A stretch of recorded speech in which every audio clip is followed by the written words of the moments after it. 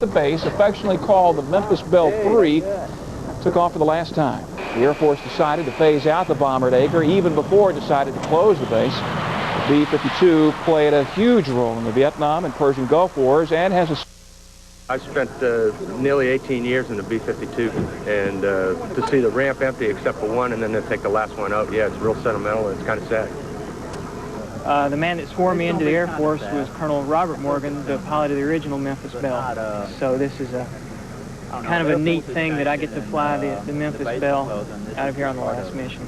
But I'll feel very sad when we get back on the tanker that'll fly us back up here to Eaker, because when you look out on the ramp, there will be no more B-52s, and I'm not used to that. The Memphis Belle III. Pilots flew this B-52 bomber on its first mission back in 1960.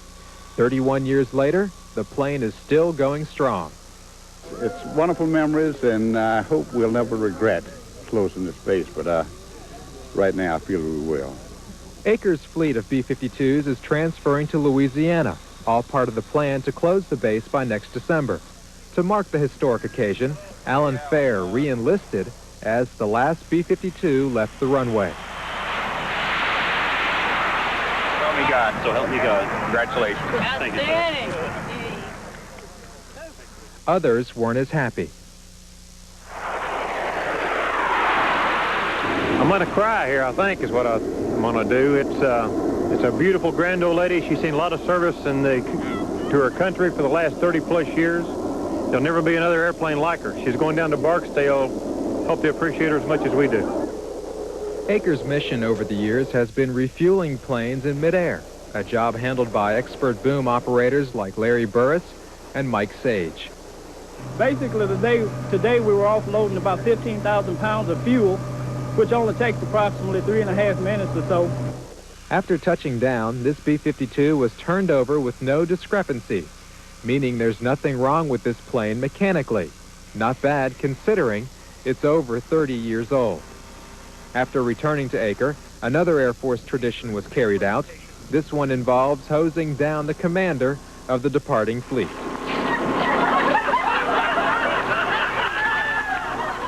Even though the sun is setting on Eaker, the memories of this base will not be washed away.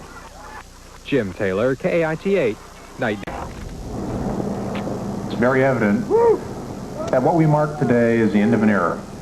It's a pretty lonely ramp down on the B-52 side, and it's very fitting that the aircraft that we will fly out today is the Memphis Belle III. Especially the Memphis Belle. The Memphis Belle has always had some ties, you know, because it was tied to the local community. It was tied to Memphis. It has a historical significance.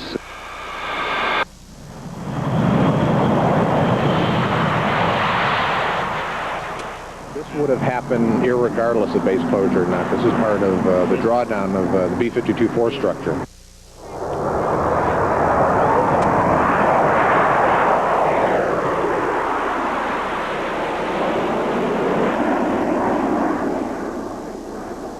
The Air Force is changing and the base is closing. This is just part of it. I certainly have an attachment to the airplane. It's alive. It seems like it's alive on the ground when the engines are running. It shakes. It's loud.